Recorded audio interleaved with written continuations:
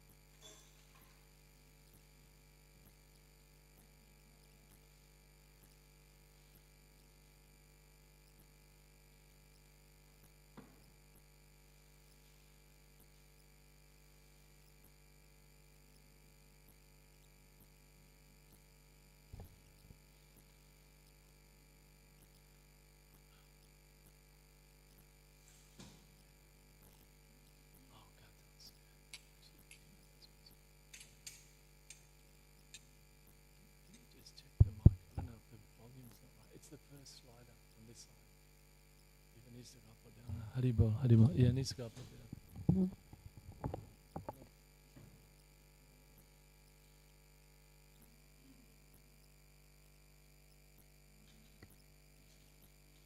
Hare Krishna, Haribol, Haribol, Haribol. Hare Krishna. Maybe up a little bit. I can't hear it. No. On the, the board, the slider. Yeah. Haribol, Haribol, Hare Krishna. Okay, thanks for.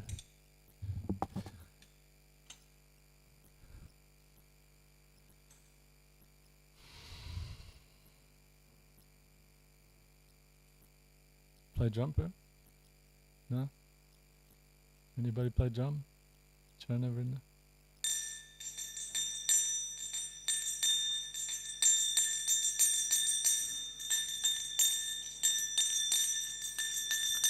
Jaya Radha Madhava Kunja Bihari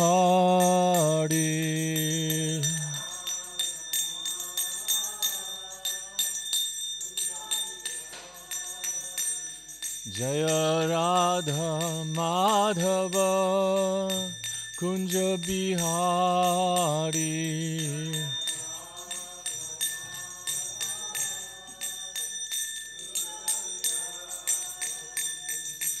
Gopi Jana Vallabha Girivardhari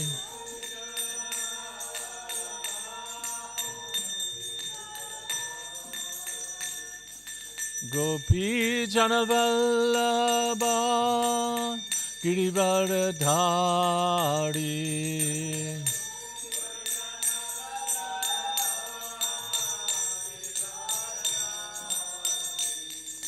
Yashoda Nandana Braja Jana Ranjana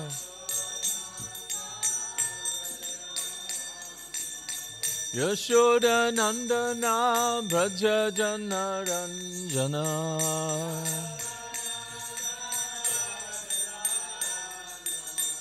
Jamuna Tira Vanachari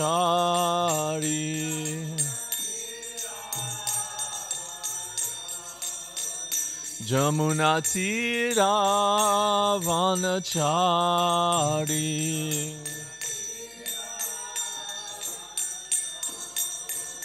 Jaya Radha Madhava Kunja Bihari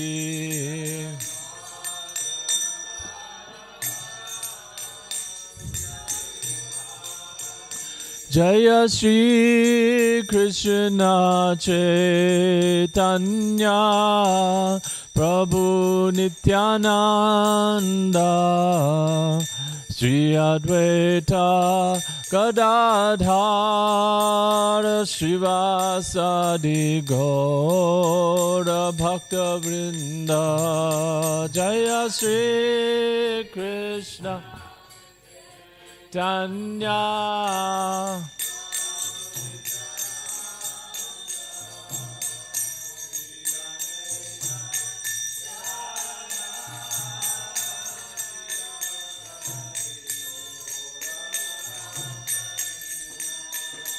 Hare Krishna, Hare Krishna, Krishna Krishna, Hare Hare, Hare Rama, Hare Rama, Rama Rama, Hare Hare.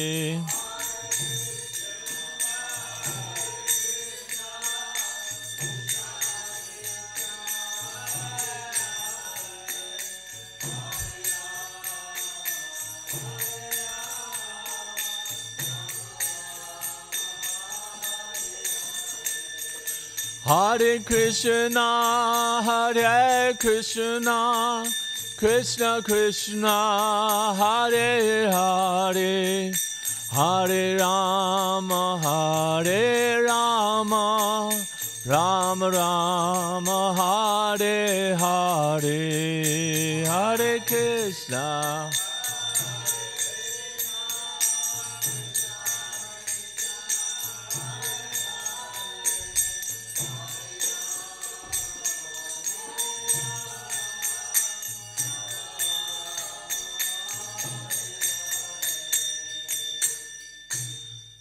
Jai Shri Shri Radha Madhava Ki Jai. Shri Radha Govardhana Ki Jai. Jaya Jaya Shri Caitanya Jaya Nityananda.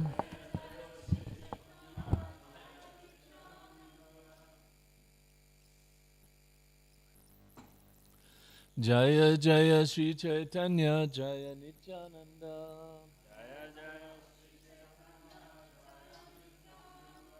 Jaya Dvaita Chandra Jaya Gaura Bhakta Vrinda.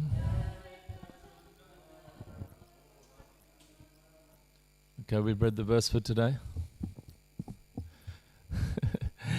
This verse we usually sing as an invocation instead of Om Namo Bhagavate Vasudeva, but it's actually the verse for today. Adi Leela, chapter 16, text number 2. Jaya Jaya Sri Caitanya. All glories to Lord Sri Chaitanya Mahaprabhu. Jaya. All glories, Nityananda, to Lord Nityananda Prabhu. Jaya Advaita Chandra. All glories to Advaita Chandra. Jaya. All glories. Gaura Bhakta Vrinda. To all the devotees of the Lord. So I apologize I didn't give a chance for the Vaishnavas. Anybody like to chant the verse? Jaya Jaya Sri Chaitanya Jaya Nityananda. Jaya Dvaita Chandra Jaya Gaura Bhakta Vrinda.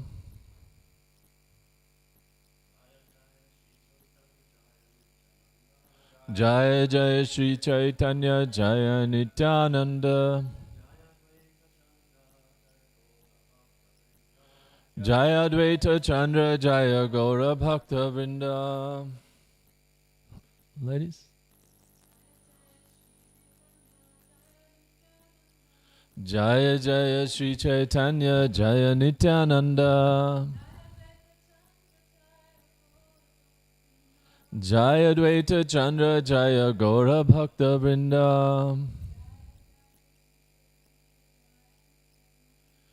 Jaya Jaya Sri Chaitanya Jaya Nityananda.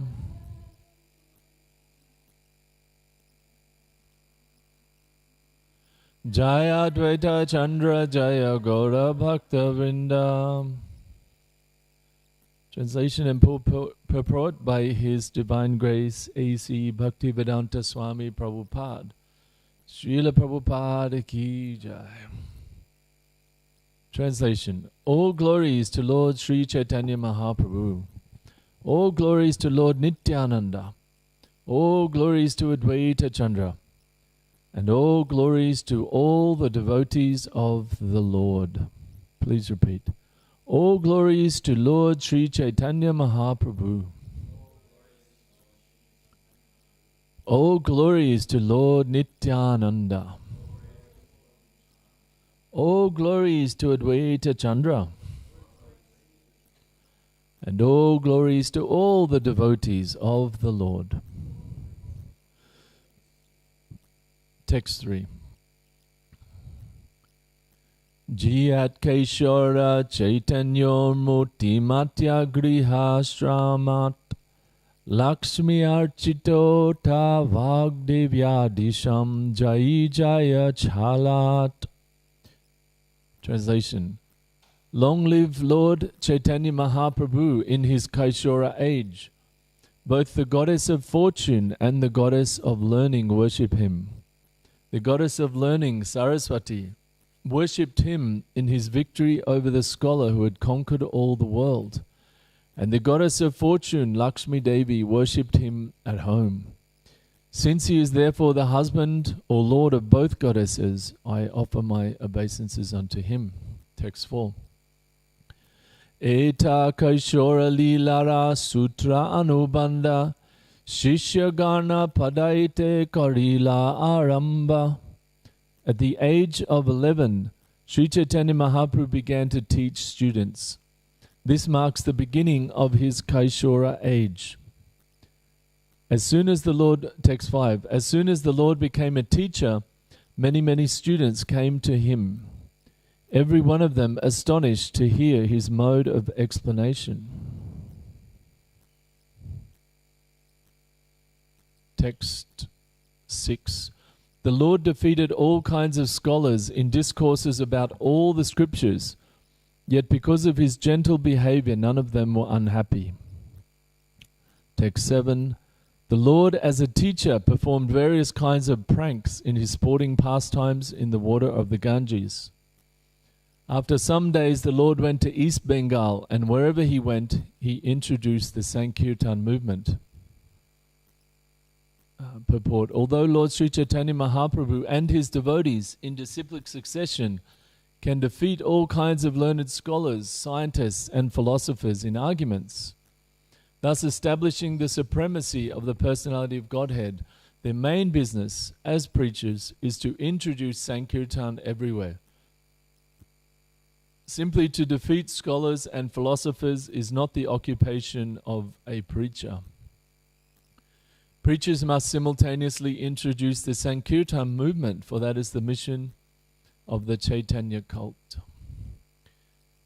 Om Jnana Timirandasya Jnananjana Shalakaya Chakshurun Militam Jena Tasmai Sri Gurave Namaha. Nama Om Vishnu Padaya Krishna Prestaya Bhutale Srimate Bhaktivedanta Swami Niti Namine. Namaste Saraswati Deve Gauravani Pracharine Nirvishesha Sunyavadi Paschatya Deshatarine. Jaya Sri Krishna Chaitanya Prabhu Nityananda Sri Advaita Gadadhara Srivasadi Gaura Bhaktavinda. Hare Krishna Krishna Krishna Hare Hare, Hare Rama Rama Rama Hare Hare. Mukam karoti vachalam pangum langayate girim yat kripa tamaham vande Sri Gurum dinatarinam param ananda madhavam Sri Chaitanya Ishwaram. So here, continuing the pastimes of Lord Chaitanya in his youth, and it is known very well that when Lord Chaitanya was in Navadvip, is it loud enough? You can hear there outside? Is it loud enough? No, I mean, maybe we should turn this up a little bit. You can, but can we turn this up a little bit? I'm thinking of even on the internet, this mic is really low, and even on the internet they won't be able to hear on the recording. Thanks, but just the same one, you can push that out a little bit more. So that's better, thank you, Haribol. So Lord Chaitanya, he was he was actually known as a great scholar, and even some devotees would in Navadvip, before he was initiated, before he really fully manifested love of Godhead, he was known as a great scholar at this time. And you can see, even by the age of 11, he had students already at the age of 11. So you can just imagine, age of 11 is grade 5, right? In the kids here in school. So you can imagine the grade 5 students coming, and then they have like adult students learning from them, Sanskrit grammar and everything. Pretty amazing, right? So this is what was happening. And Lord Chaitanya was such an incredible philosopher that he would just meet people on the street and just start debating them in the scriptures. And oftentimes people would see him coming like, there's Lord Chaitanya, there's Nimai Pandit, oh quick, cross over the other side of the road, and then pretend they didn't see him and just kind of walk the other way. Because he would, as it says here, the Lord defeated all kinds of scholars in discourses about the scriptures. But it's said here that because of his gentle behavior, none of them were unhappy. So they would they would try to avoid him because he was so intelligent. They knew they were going to be defeated, but even when they were defeated, they weren't unhappy. Just like Lord Chaitanya, he defeated the Digvijay Pandit. What was his name? That Keshava Kashmiri. Thank you. Yeah. So he was this very, very learned scholar, was traveling all over India, and we know back in those days, the sort of like the sports. Nowadays we have the sports, and everyone's very much following all the different sports, and it's a great way for people to forget about the actual, birth, death, old age, and disease. To actually forget about the realities of life is to become all, completely absorbed in the sports. But back even 500 years ago in India, the main sports were actually discourses about scripture, that actually of debates, philosophical debates. And the great Pandit, would travel around, and then they would come, and the best Pandit from this town would meet them, and they would debate, on what was the true import, the true meaning of the scriptures. And we can see this from this great tradition of debate and scholarship. Practically, the great religions of the world either came from India, Hinduism and Buddhism, and so many of the philosophies came from this great tradition of debate. And it wasn't that there was like a kind of religious, what do you call, fanaticism, that, you have to do this or we'll basically kill you. Like this was some of the, this is the history of some of the religious paths of the world. This was the history, but that was never the history in India. The history was always a competition of ideas, that they would debate and see what was the best idea, what stood up to rigorous debate. So very interesting. But Lord Chaitanya here, he was, as Nimai Pandit, was the most expert debater, and he would debate and be able to defeat scholars, and with his extreme, incredible, broad knowledge, and how he could apply the knowledge of the Vedas to all the different situations. Of course, with Keshava Kashmiri, he was a little bit proud, and he came before Lord Chaitanya, and Lord Chaitanya said to him, Nimai Pandit said, "Well, you're a very great scholar. I'd like to hear some verses in glorification of the Ganges." So this great scholar, Keshava Kashmiri, he started reciting verses in praise of the Ganges, and he, like the wind, just on, without any preparation, he just immediately started making Sanskrit verses, Sanskrit slokas. So we know anybody who's tried to learn slokas with our Kali Yuga brains, it's not that easy to learn a sloka, right? Sometimes it takes some days to actually learn a Sanskrit sloka, right? Anybody had that experience? Anybody here able to just read a sloka and just immediately, yes? No. When I was in the temple, living in a temple in Brisbane, and we were trying to learn slokas, and I would get cards of slokas, like the old index cards you had, and write each of the Sanskrit words out, and then space it so that in English I could write the meaning of each Sanskrit word in red pen underneath. And the Srinkavasha actually showed me this back in the 90s, and so I'd do that every day, and I'd take that card everywhere. As a bhakti, you're doing the pots, whatever, so you put the card up there, and you're learning the sloka. Dehino, of the body, of the embodied, asmin in yata, as dehe, of the body, komaram, youth, like doing the pots and you're learning the slokas. So like it took a whole day, of like learning to commit the sloka to memory, It's a big deal.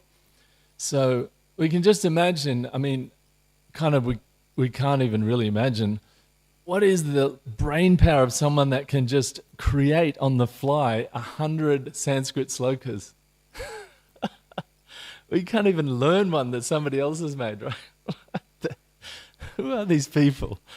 So, these are the people, and this is just one, fairly insignificant scholar. Of course, he was very famous at the time, but in the breadth of the Vedic, sages, who we're talking about, who are these people? Vyasadeva, Shukadev Goswami, Jiva Goswami, Rupa Goswami. These are the people that we're learning from. When we actually put it in perspective and try to understand, even try to learn a sloka, and we can understand how these people can recite 100 slokas. So anyway, he recited his 100 slokas, and Nimai Pandit was like, "Oh, you are so learned, you're so amazing." So he'd always do that. He'd always kind of puff them up a bit, praise them a bit. And this Pandit's like, "Yes," recited. So then at the end of it, he got to the end of the 100, and Lord Chaitanya said, "Oh, that was so good," and the Pandit was feeling, yes. He said, "Yo, you are so amazing," and he said, "Yes." And he said, "I just have one question." He said, "Okay, anything you want, I can answer." He said, "That sloka number 57, I can't remember the exact number, but he knew the exact number. He said, that sloka 57, can you just explain that to me? I didn't quite get that." And he's like, how did he even remember that one? And he said, you said this, you said, the husband of the wife of Lord Shiva, because it was, I think, Bharta, I can't remember the exact Sanskrit, but something like Bharta something, that Parvati, so the husband of the wife of Lord Shiva. And he's saying, if you say that, and it was just a name of Lord Shiva, and he said, if you say that, it sounds like maybe the wife of Lord Shiva has another husband. And he's saying, because of the repetition, that's actually a fault. And the Pandit was like, oh, what have I got myself into? So like this, he picked out a couple of different faults in it, and then the Pandit, the Digvijay Pandit, was like, "Oh my God, I can't believe this boy is like 11-year-old boy. He's shown me up." So he went home, and he was a great devotee of Saraswati Devi. So he was worshipping Mother Saraswati. This is how he was getting all this amazing. She's the goddess of learning, right? So he was worshipping Goddess Lakshmi Devi and getting all this learning and amazing ability. So he went home and he's praying to God. It's like, what happened? Like, I prayed to you. Did I commit some offense in my worship to you, Mother Saraswati, Goddess Saraswati? What happened? And then he had a dream that day, and Goddess Saraswati came in his dream and said, she said, no, there's no problem. You didn't make any offense or anything. But you have to understand that this person you're debating, he's my master. He's the Supreme Lord, actually. He's the Lord of me. He's the one I get my potency from. So he said, okay. So then the next day he went and he surrendered to Sri Chaitanya Mahaprabhu, and like that. So like that, Lord Chaitanya, as Nimai Pandit, he was, super famous as the one who could defeat anybody in debate. And even some of the people who later became his devotees, I think Mukunda was one of them, became a great associate of Lord Chaitanya. At this time, they would literally try to avoid him because he was just so incredible in his debate. But we can see here in text number 8, very interesting, that is described here when he went to East Bengal, which is currently the Bangladesh area. And it says here, wherever he went, he introduced the Sankirtan movement. Tahan loyaya nama Sankirtan. And in the purport to this verse, Srila Prabhupada makes the point that the main business of the preachers of the Krishna consciousness movement is to introduce Sankirtan. And we can see that these early pastimes of Lord Chaitanya as a great philosopher, as a great scholar, they were really just the lead up to his real pastimes of not that those pastimes weren't real, but his his full manifested pastimes as preacher of devotional service, as a devotee of Krishna, as the Yuga Dharma of Sankirtan. And this he began at this time. And Srila Prabhupada makes the point that this is the real business of somebody trying to spread, a preacher or somebody spreading love of God in the line of Lord Chaitanya Mahaprabhu, is to introduce Sankirtan, not simply to try to defeat people philosophically, defeat their arguments. And we can see that when we, most of us who joined the Christian consciousness movement, we were attracted by the Sankirtan. We were attracted by the feeling of the chanting, what it was like to chant, the prasadam. These are the things that attract us. And the philosophy also was important. But many devotees will say that the feeling that we get when we first come into Krishna consciousness, that Sankirtan, that experience is given by the Sankirtan, by chanting, by kirtan. And we can also see that when we, go out to, when we preaching, especially, preaching just means spreading, sharing Krishna consciousness. There's many people that we may not at all be able to engage with them philosophically at all, especially family members or people that we meet here and there. We can't just straight away say, oh, do you know you're not the body? You're wasting your time. You have this job. You're spending so much time on that. But actually, don't you realize this life is temporary and you're an eternal soul? And you have to, as much as we might like to say that to our family members, they're kind of like, what? Like it just is very difficult to do that. But to introduce the Sankirtan movement, especially prasadam, right? By giving some prasadam to them or, exposing them to some nice kirtan. So this is actually the way that Sri Chaitanya Mahaprabhu would, his main, spreading of his movement was through Sankirtan and prasadam. He would, go somewhere and he would have huge Sankirtans where the chanting would just go on and on, like we did this morning. We had kirtan for about 20 minutes or something, 25 minutes. But these kirtans would just go on for hours and hours and hours, just like continually. And this was how he spread his movement. Later he would, talk philosophy to certain devotees, and we can read in Chaitanya Caritamrita, and that philosophy is very important. He would talk about what is a philosophy to Rupa Goswami. He gave Sanatana Goswami, he gave the philosophy and they wrote it down. But the most of his time was in chanting, engaging people in Sankirtan. Prabhupada says, the main business of preachers to introduce Sankirtan everywhere, simply to defeat scholars and philosophers, is not the occupation of a preacher. Preachers must simultaneously introduce the Sankirtan movement, and this is kind of a relief, actually, right? If we're trying to spread Krishna consciousness, isn't it? It's like a relief. Oh wow! I was literally relieved when I read this. Simply to defeat scholars and philosophers is not the occupation of a preacher, right? So it's kind of a relief for us because we don't have to go out there and, to spread Krishna consciousness, we don't have to go out there and every person we go try to engage with them. What's your philosophy?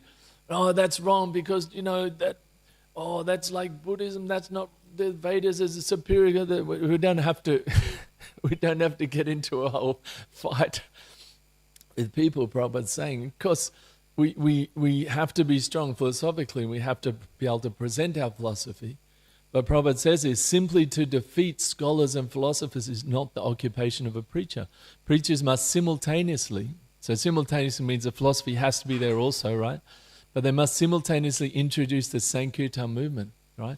And we know if people, when people start to chant Hare Krishna, right, when they actually take to this mantra, then the ability to understand these things, the heart becomes softer, and some understanding of philosophy can come, right? And if somebody, it's like he says here that none of the people that Lord Chaitanya defeated were unhappy, but that may not be the case with us. We may think, I've defeated someone philosophically, yes, but if they're not happy about it, what's the point? Right? They just think, oh, yeah, I met this Hare Krishna and he said all this stuff and then I felt bad. I mean, kind of like, if that's the, you know what I mean? Sorry to put it bluntly, but if that's the experience of the person, they're not going to be very attracted, right? But when they hear, wow, these guys were sitting and they're doing this nice music and they had really nice beat and there was this mantra, something, Hare Krishna, Hare Krishna, Krishna, Ram, or something. They're like, remember the mantra, and then there's food. Oh my God, they had this food. It was amazing. Then they're attracted, and then there's some experience there, and they're becoming purified by engaging in the mantra. So this is very wonderful that. And like I said, it's kind of relieving that, I think when we, when I was a newer devotee, I remember going out on books, I was like, okay, I think I'll just defeat everyone. I remember standing once in Melbourne on the street and arguing with this Buddhist guy for about 20 minutes, and then I was like, what did I achieve there? Nothing. But this is the thing, as we... as we progress a little bit, and we can see that the main thing is just to try to inject something in the people, whoever we're meeting. Maybe on the street, maybe directly preaching, right? Or maybe family members, or maybe just people we meet. If we can engage them somehow, like we have the restaurant, we're able to engage people and hearing some kirtan and taking some prasadam, and many times they read books and things. So like that, we can do, connect with people how we can. But we don't have to defeat them on the spot, How Srila Prabhupada, how he talked to people, we can learn so much from. There's so many videos, you can actually just watch a video of Prabhupada talking to people. And he was very kind, very gentle. Sometimes he would be, controversial with people if they were kind of asking controversial questions.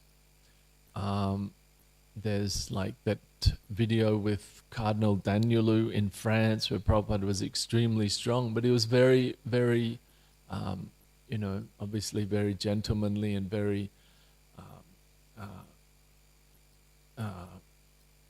very dignified and everything. He didn't argue with him, but he just kept asking the question, what about the animals? You're talking about love, and you're talking about, doesn't it say thou shalt not kill? He just kept coming back to that. And they did a close-up of this cardinal's hands, and he started all fidgeting and everything. And Prabhupada's just sitting. What about the animals? Does it say thou shalt not kill? Oh, we have to eat meat and this and that. So Prabhupada, you can watch how he would introduce things and talk to people. And many different ways he would present to different people, but it definitely wasn't always just like in his classes is very, very strong, but when he's talking with people, he's very present with the person, and devotees who were with Prabhupada said that was one of the things that sometimes, Prabhupada they couldn't really, they thought he was going to act a certain way and he didn't. And one example, they were saying that one man came and he was either the next door neighbor or just somebody there. I can't even remember where Prabhupada was in the world. But he just came and he sat there, and Prabhupada could understand that he wasn't really into philosophy. He wasn't really into, but he wasn't envious. He was very innocent. And Prabhupada just called for his harmonium and he played bhajans for about 20 minutes. And the man just sat there and Prabhupada finished and said, "Thank you so much, it's very nice to be in your presence." And then Prabhupada said, "Nice," gave him some prasadam and left, He just played a bhajan for him. So anyway, my point is that he reciprocated with whoever, however the person was. And just trying to introduce the Sankirtan movement, do some prasadam, give them a book, do some bhajan with them, engage them somehow, right? Preachers must simultaneously introduce the Sankirtan movement, but that is the mission of the Caitanya cult. It comes to mind one pastime you might know when Lord Chaitanya was in when he first started doing the kirtans in Srivas Thakur's house.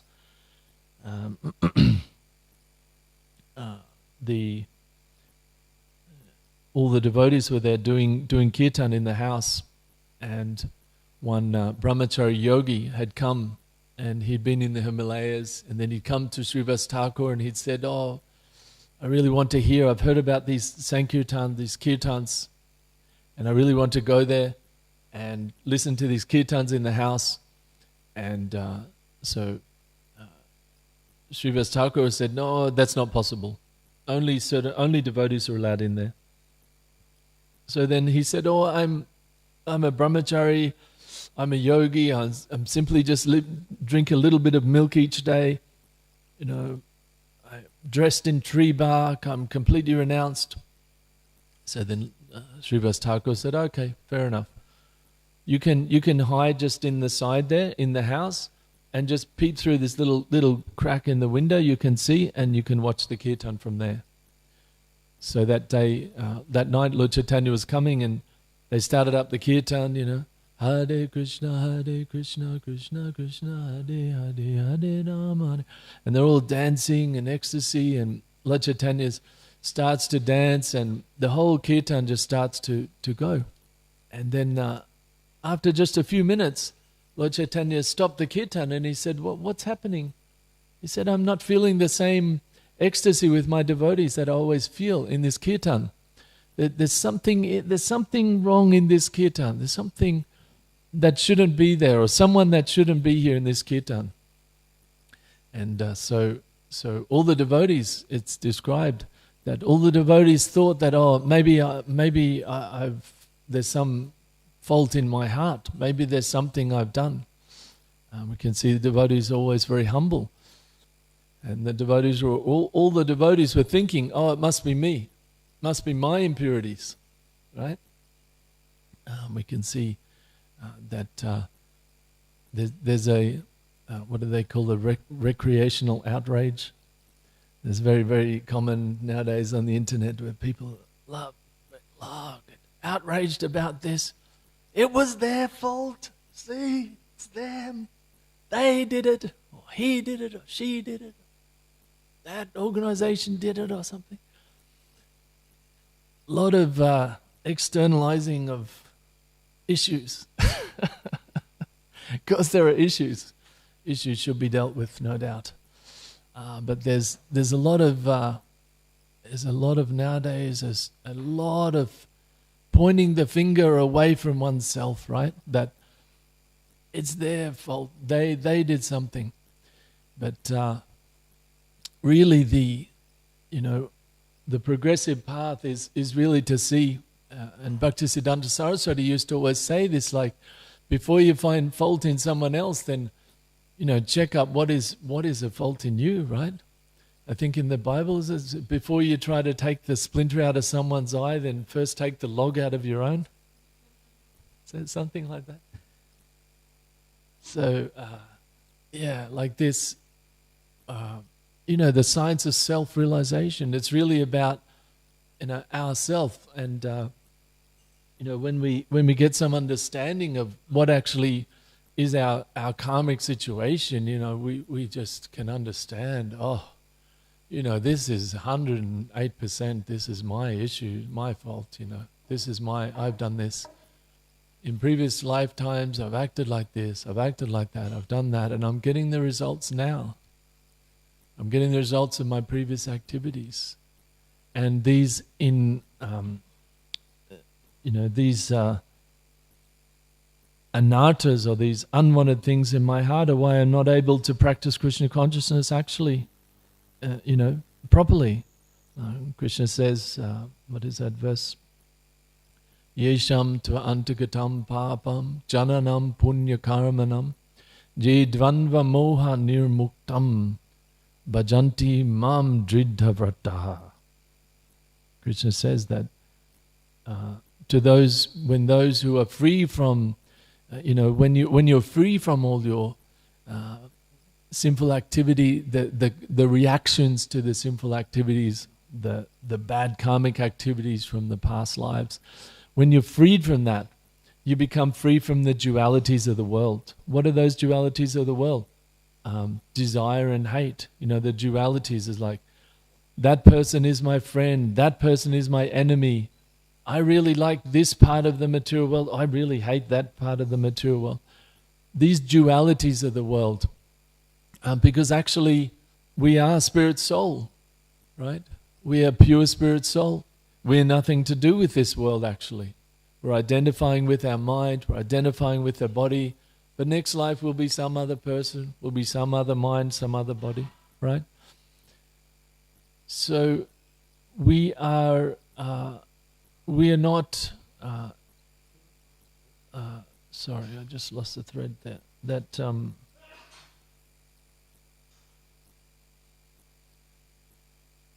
I lost the thread of what I was saying. Can anyone remind? I was just going on an example, but I went too far down. Couldn't get back. We're talking about the brahmachari yogi, about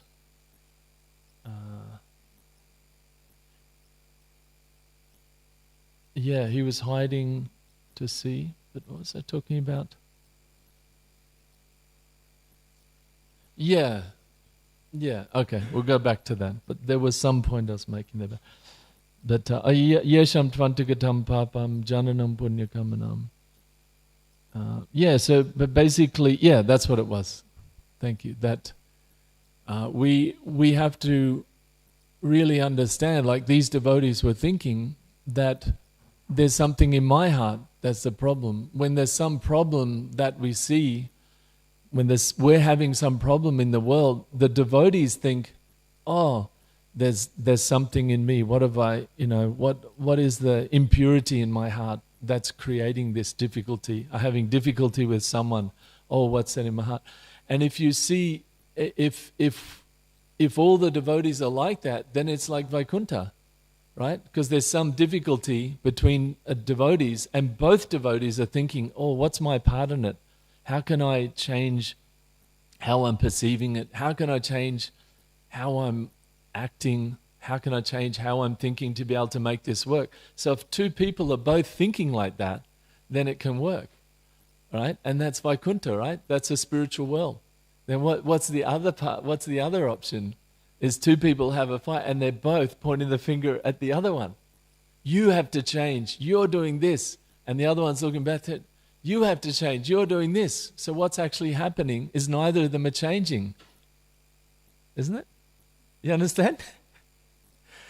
Neither of them are changing because they're both pointing the finger saying, you need to change. And the other guy's going, no, you need to change. So whatever difficulty there stays, because the relationship is the same. The two things in the relationship are not changing. But when the two things or the two people in the relationship are both thinking, how do I need to change? How can I adjust to make this work? Right? Then the relationship works. Because if one person is thinking, how do I adjust to make this work? And the other person is always thinking, it's your fault. Then it's like, you got to get out of there. That's not going to work. That's not going to work. Or you help the person to see. Anyway, I digress. But this is what the devotees were thinking. Oh, what have I done? What have I done here to make Lord Chaitanya not be feeling ecstasy? But actually, Srivas Thakur, he knew that what he'd done, and so he told Lord Chaitanya this, Brahmachari yogi was there, and he's very austere, he's come from the Himalayas, he's wearing tree bark. So Lord Chaitanya said, all right, bring that Brahmachari yogi. And he brought him, and Lord Chaitanya said to him, you're just, basically you're just pretending. You're dressed in all the tree bark, you come from the Himalayas, but why are you here? If you really were renounced, why didn't you just stay in the Himalayas? But you come here to show off your tree bark and your matted hair and all the dreadlocks and how, austere you are and everything to all the householders here in the cities. He said, these are householders here. They just have a, simple life. They have the husband and wife. They have some kids. They're doing their duties. They have their jobs, whatever they're doing. But actually, they're surrendered to the Lord. They're actually genuinely trying to please the Lord, give up their selfish desire, and actually serve the Lord, become devotees of the Lord. He said, but you're just trying to show off. It's actually all about you. It's not about the Lord. You don't have bhakti. You're not qualified to be in this kirtan. So take him out. Threw him out the door. So then the kirtan started up again. Hare Krishna, Krishna Krishna, Hare. And all the devotees started chanting, and it was very blissful. And that Brahmachari yogi, he was outside sitting down, and he started to think, actually he started to develop some humility, and he actually was thinking to himself, Lord Chaitanya was right actually. I'm just trying to show off by, wearing the tree bark and the dreadlocks and saying, I'm a yogi from the Himalayas and this and that. And actually these devotees, they are actually really renounced in their hearts. Lord Chaitanya was right actually. I am just a pretender basically. But maybe one day if I could just develop some sincerity, if I could actually be sincere to try to serve the Lord, try to please the Lord, maybe then actually I could one day be allowed to come into the kirtan of Lord Chaitanya Mahaprabhu. He's so great, and all these devotees are so wonderful, they're so incredible, they're actually so elevated. So like this, he started to appreciate the devotees with some genuine humility. And Lord Chaitanya could understand that. And then he sent his devotees, he said, bring that yogi, now he's qualified to enter the kirtan, actually. Yeah. So, this is the Prabhupada saying, the preachers simultaneously introduce the Sankirtan movement. It's a very, very deep way that the heart has to be, and of course we're all developing that. We're just tiny little way down the path, but we're trying to make some progress on making, having the proper mentality and the proper mood and service mood. Like we sing in the morning, Seva Adhikara Diye Koro Nijadasi, right? We're praying to Tulsi Devi, Seva Adhikara.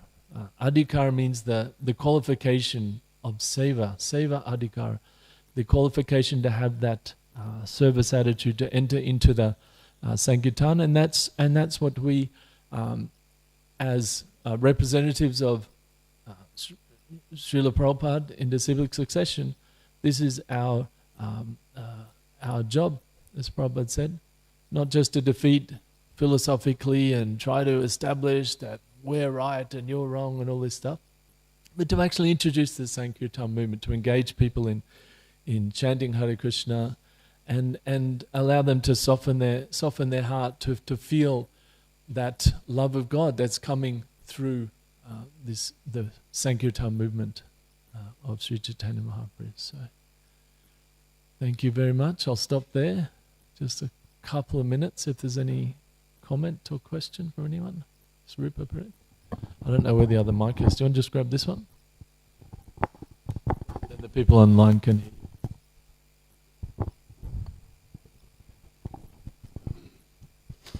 Thanks for your class, Prabhu. So spreading the Sankirtan movement, Srila Prabhupada, he really pushed the book distribution, Prasadam distribution, Harinam Sankirtan, and we see that so much has gone on in different centres around the world preaching like that. So many, the movement has expanded, and many devotees been made, and people purified.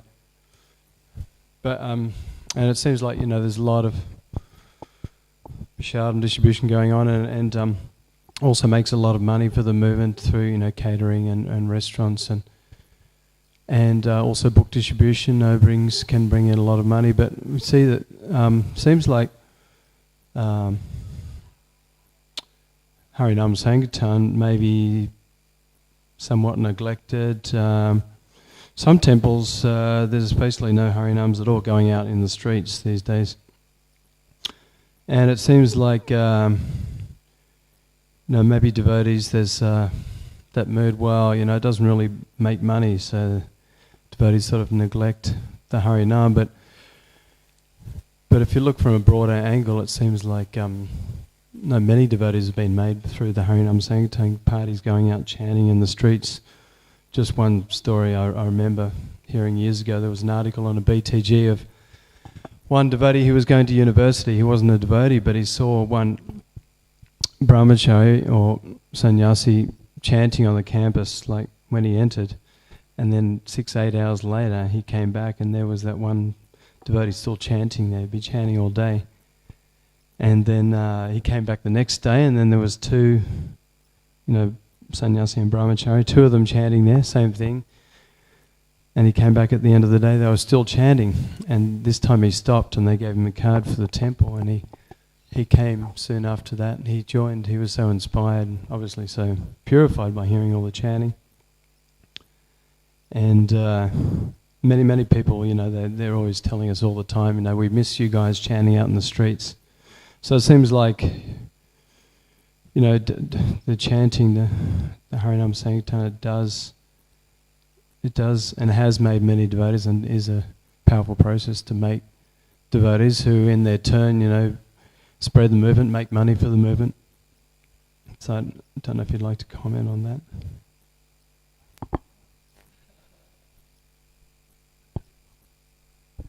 that. Hare Krishna. Yes. Well, I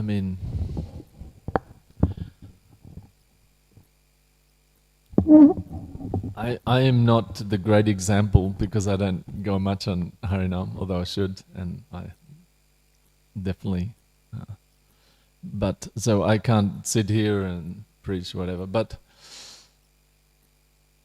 the fact is that what you said it all. Like, if we're making devotees, which is kind of a funny term anyway, making devotees, but that's what we say in ISKCON, right? We're making devotees. But if we're attracting people to come and take up the Sankirtan movement, and those people will bring so many things with them, right? Ability to do so many different things, So if the spiritual thing, this I think really is Prabhupada's preaching throughout, that if the spiritual impetus is strong by getting people to do Sankirtan, by getting people to study the philosophy, by getting them to really chant Hare Krishna attentively, then they're engaged, then everything else happens. The management follows like a shadow, Prabhupada said, So management, money, resources, all these things follow like the shadow of spirituality, And the danger is always there, not just in ISKCON or in the Hare Krishna movement, but in any movement, any idealistic movement, spiritual movement, there's always that danger that you start to, it's a spiritual movement, but you start to look at it materially, saying, we've got to pay this, we've got to do that, so let's just decrease, we have this manpower, let's just decrease the amount they spend on spiritual things, the amount of time, and then get them to just go and collect some things, and collect some money, and then we'll solve our problems. Prabhupada wasn't into that. He would, many people, they said, we'll make a business selling jewelry or incense or something. Prabhupada said, better you sell the books. because then you're engaging in spiritual activity, and other things will always follow. So, completely. We always we always have to be careful that we're not, acting in a spiritual movement, that we're not acting in a materialistic way, trying to find material solutions to what are really spiritual problems. Because if there's not enough resources, means not enough people, means there's not enough spiritual shelter to attract the people, or to shelter people. Because ultimately that's it. People are looking for shelter, right? People are coming to the movement for shelter, right? We all came for shelter. We're not feeling shelter out there. Everybody's just trying to take from us in the material world, and we're not feeling satisfied at heart. So the more spiritual shelter that's given, then the more people will come. And those people can, whatever, money, manpower, whatever, that's all included in that. So I think here at New Govardhana, we have very, very healthy Harinam culture, right? Vasu Prabhu and Surat Prabhu going out, Vishnu Jam Prabhu, and they're going, Nandu Prabhu, all these devotees are going out. There's at least 2 or 3 different, every week, parties that go out on the weekends doing Harinam. And in the early days, that's all they did. That was it. Like, there was just that was it. All day, just do Harinam. There'd be one devotee left behind to do the offerings, cook the offering, and make the offerings for the deities. And everyone would be out there chanting on the street all day. So that's how the movement was exploding, right? Because, wow, they feel that spiritual shelter. So yes, we have to always be careful that that's there. Yeah. All right. Hare Krishna, Manji, yes. I don't know if this is authorized, we're going over time, but that's right. Isaac? I guess it's a Sunday, so Sunday morning. Thank you for the class. I found it interesting that Lord Caitanya, he had private kirtans, and he felt something not right when that brahmachari was there. And I was just remembering Vaisheshika Prabhu, he talked about that pastime. He said, if that was the case, every baby would be a pure devotee. And I remember Krishna Kirtan Prabhu a few years ago, he was saying, this body is a yantra. And he said, everyone thinks babies are so cute, but they have these, all their desires are dormant. As soon as they hit their teenage years, even devotee kids. So, yeah, that was kind of like very heavy. So my question is that Lord Chaitanya was he's very merciful, and he goes out freely distributing the holy names.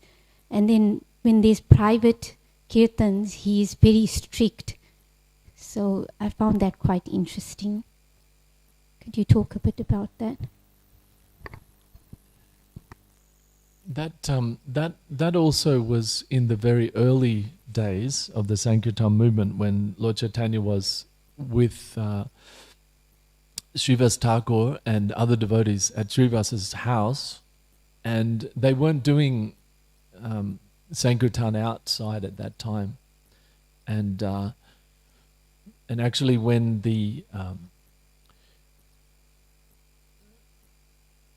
when he started doing external Sankirtan was when some of the caste brahmanas and even some of the Muslim people of the area were complaining about his chanting.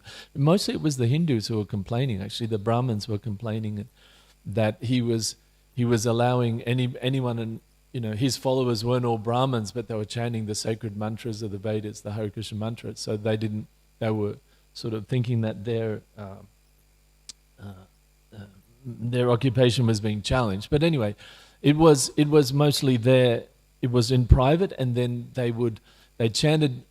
They went to the Chand Kazi's house, and they got hundreds of thousands of people as a protest, because the Chand Kazi, the leader of the area, was coming, and he broke the mridangas and said, "Stop this kirtan! You can't do chanting anymore. Stop!" So like that, and then they went outside, and after that they would go outside, But generally, Lord Chaitanya, he was very liberal in kirtan and prasadam distribution.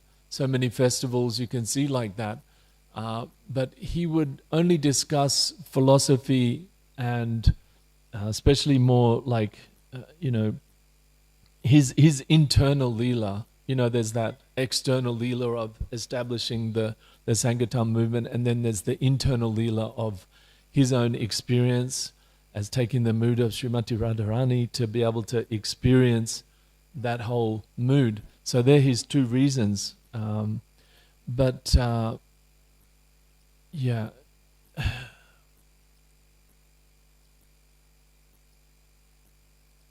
I don't know any examples where he was that so strict later on as what he was at that time, because it was a very closed place, At Srivas Angam it was just those devotees and there was nobody else. They would close the doors. But that was the beginning of his movement. Yeah. But then a lot of times like when he went to Puri, he was in Rath Yatra, so it was like thousands of people. But yeah. Go on. Mukunda, when he wanted to enter that kirtan, then he found out, his mood wasn't right. And then afterwards he allowed him when he saw the mood change. So, yeah, as you were saying, there's some internal, more deeper topics and kirtan when they're probably having discussions as well. So those are I think with Mukunda was that he was hearing from other people. He was going, to hear from other, like Mayavada and different impersonalists, and he was just hearing from anyone here and there. And then Lord Chaitanya told him not to, and then he kept doing it. So he said, all right, then you can't go and hear from all these other people and then come and... He said he was making that point. That was more about philosophy, yeah. So, yeah.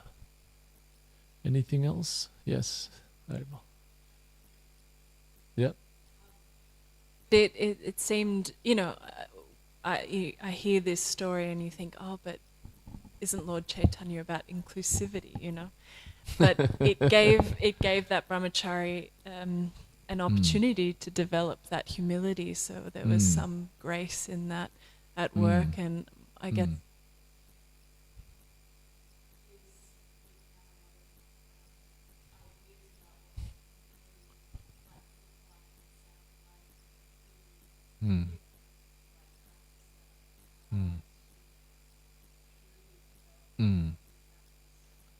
Yeah. That's a really good question. I was just thinking when you were saying that about the fact that he was sort of thrown out, and at that point he developed humility and he prayed to sort of come back in.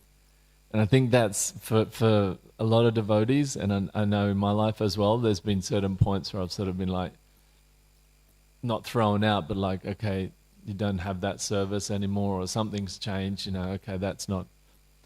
And I think that can be a real quantum leap for devotees, that when that happens, like do you become critical and bitter? And it's bitter. It is bitter, no doubt. It's a bitter medicine. But what do you do with that bitter medicine? I think that's a real quantum thing. I remember once hearing Ravindra Swarup Prabhu talk about this with there was a particular issue, and it doesn't really matter what the issue is, but there's always issues. Like from time immemorial, there's going to be issues. There always has been. In the time of Lord Chaitanya, there were issues. There's a whole book about when your guru has problems, written by Narahari Saka. We sing every night. Narahari Adhika. Like he wrote a whole book about it. So there's always issues, but he said that there's a certain psychological thing that happens when someone has an issue with something else, and it can be another person or it can be an institution or whatever. So in this case, we're talking about an institution. When someone has a problem with the institution, and if there's not enough humility, what happens is that person thinks that there's a problem between me and this institution, or me and this other group, just say a group of people.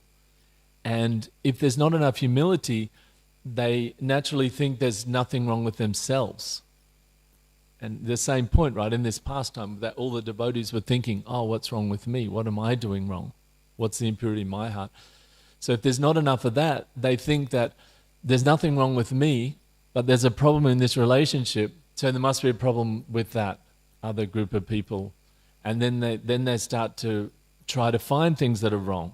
And, if you're talking about a huge movement of tens of thousands of people all around the world and 600 different temples that's been going on for 50-something years, yeah, if you look, you'll find things.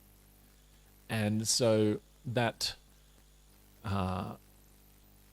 that's a really, sort of like a quantum leap, that if your service is taken away, if things don't work out how you thought, do you take the approach of this brahmachari yogi and humbly say, oh, actually, yeah, I actually did have, I did actually become proud. I did actually become selfish. I was thinking about my own perspective. I wasn't actually acting properly in bhakti in this situation. And if you think like that, then you can have the right attitude to come back in service in some other way. But if you don't have that proper attitude and think that oh, that's just something wrong with them, that I'm done with these people, I'm done, that's it, I'm out of here, I'm not having anything to do with this anymore. And of course, to say there's always the case where that's understandable as well, right? If there have been cases of abuse, especially when people are young, then that's understandable. So I'm not talking about those cases here. But in general, when we're talking about adults and the general run-of-the-mill of our devotional service, how sometimes things work, sometimes things don't, then that's really, thank you for bringing that up. I think that's really the quantum, what is it, the leap? Like that's the point, I think, that we can learn from that. And yes, Lord Chaitanya is very inclusive, but he's prodding us, right? He's pushing us, like, okay, come on, and you've been in the movement a year, you've been in the movement 5 years, 10 years, 20 years. All right, come on, now let's get something happening here, and it's oftentimes, if we look in his pastimes, might be with Chota Haridas or these people. Externally, it looks like he completely rejected them, never see them again. But then internally, their devotion came and it was still there. So, yeah, he's always there, but it may externally it may be very intense. So, yeah, that word inclusive is, I don't think it's a Bengali word. You know what I'm saying? It's a kind of one of those words from another culture but he is inclusive, obviously. Yes, you're right. Okay. Thank you very much. Okay. Jai Srila Prabhupada ki jai. Vancha kalpatarubhyascha. Kripa sindhu vecha. Paditanam pavanebhu vaishnava.